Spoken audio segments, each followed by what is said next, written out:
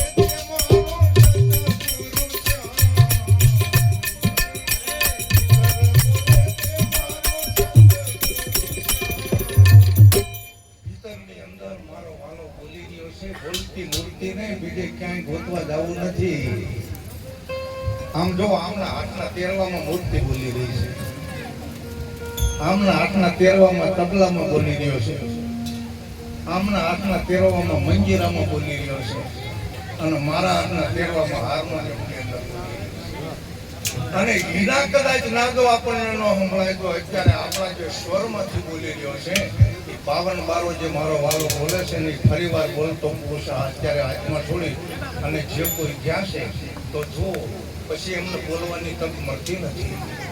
અત્યારે જો બોલવાની તક મળી હોય તો તમે સારું બોલી કંઈક સત્સંગના શબ્દો બોલી બરાબર સત્સંગ સાંભળવાનો છે.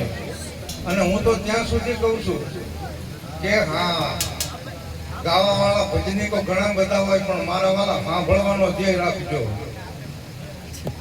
બરાબર શ્રોતા તરીકે સાંભળવાનો ભાવ રાખજો, વક્તા તરીકેનો ભાવ રાખવો હોય તો ઘમંડ છે. અને એવા ઘમંડનો ત્યાગ કરી જ્યારે તમે ભજન કરશો ને, ભજન ગાવું, ભજન સાંભળવું, ભજન કરવું. અરે ભજન કરવાનું છે. એક આત્માની પાછળ ભજન કરતા જો આત્મા પરમ ગતિને ન પામે તો પછી ભજન કરવું નકામું છે. ભજન કર નિત્ય નિજ નામ કો સમય વૈદાય તને શરમ ના આવે. અરે નૂર કા નૂર હે તેજ કા તેજ હે પ્રેમની જ્યોત કોઈ પૂર્ણ પાવે. શબ્દ કા દેહ હે સુરત કી કર સમરણી પ્રેમની જ્યોત કોઈ પૂર્ણ પાવે. સદગુરુ શબ્દમાં જો રહો લવલીન તો જમડા આવીને રાત ખાવે. જમડાની તાકાત નથી તમારી પાસે આવી જાય એમ અમારા બોકરધંબા ગામની અંદર જો કે આખું ગામ અમારા ગુરુ પરંપરા પ્રમાણે છે અને એમાં અમારા નવગણભાઈ બતાવ્યા છે, સૌસભાઈ બતાવ્યા છે, અનુભાઈ બતાવ્યા છે, આનકો અખ્તરાજ છે, ઘનશ્યામદાસ બતાવ્યા છે અને એ બદલ ખૂબ ખૂબ ધન્યવાદ છે. અને એમના આમંત્રણને માન આપી અને એમે પણ બતાવ્યા છે. અને કદાચ તમને જો આ શબ્દો અને આ ભજન ગમ્યા હોય, તમને ગમ્યા હોય તો તમે થોડુંક માથું હલાવજો બરાબર. અને ખરેખર જે દેશની અંદર જવું છે અને જે પરમ પુરુષને આપણે દર્શન કરવા છે, કોઈને જવું હોય તો હાથ ઊંચો કરો. તમે તારે ચેલેન્જ ફેંકું છું બરાબર. જે દેશની અંદર જવું હોય અને જેને ભગવાનને મેળાપો કરવો હોય તો હાથ ઊંચો કરો.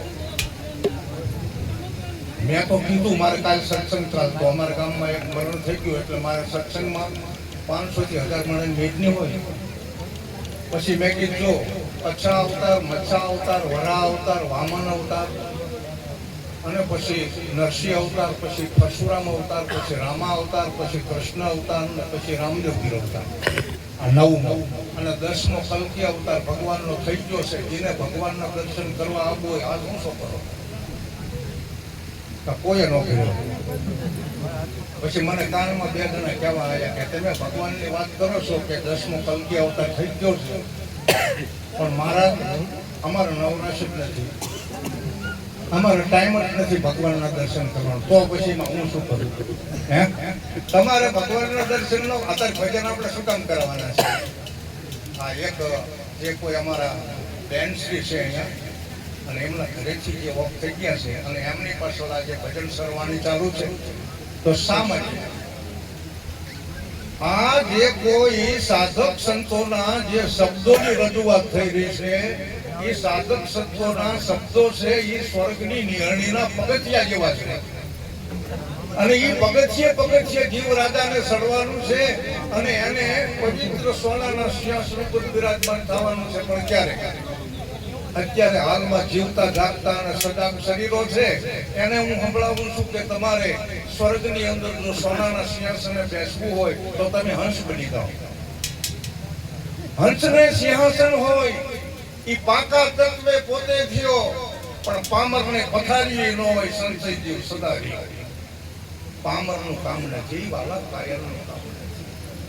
આ તો જેની પાછળ ભજન કરવાના છે, એ તો આજમાં જ્યાં પછી નહીતર બાકી જે કોઈ જતા રહેશે ને શરીર છોડીને, એ તો મેરા પછી ગોરમ ગાડા ભરે, કઈ નથી વાણી.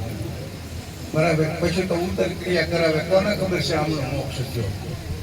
અરે મોક્ષની મજા તો જીવતા માણવાની છે, અને આવી તો મેદાનમાં તમારો મોક્ષ જ છે, પણ મેદાનમાં આવવું પડે.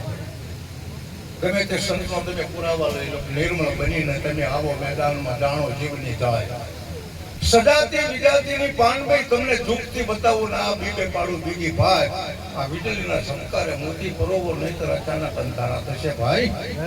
આ વીજળીના ચમકારે મોતીડા પરોવાના છે. મોતીડા એટલે શબ્દો આપણે સુરતાની વાઈટ બનાવવાની છે, એમાં મોતીડું શબ્દરૂપી ગ્રહણ કરીને સુરતાથી આગો પાછો એ શબ્દ થાય નહીં. એવા સત શબ્દના આપણે અધિકારી બનવાનું છે. બની શકો તો, અને બની શકો તો સદગુરુ શબ્દના અધિકારી બનજો. અને સદગુરુ શબ્દમાં બધા દેવ દેવી બિરાજમાન છે. હા, તમે એક જ સદગુરુ મહારાજને બોલાવો ને એટલે બધા દેવ દેવી હાજર. અને બાકી જગતમાં આટલી ઉંમર થઈ હોય ને કોઈ દેવી કે કોઈ દેવને ભાળ્યા હોય તો વાત કરો છે નહીં. બરાબર? મને ટાઈમ આપ્યો અત્યાર સુધી ખૂબ ખૂબ ધન્યવાદ. ઘણા બધા ભજન વાળા હશે, એને આપણે સાંભળવાના હશે.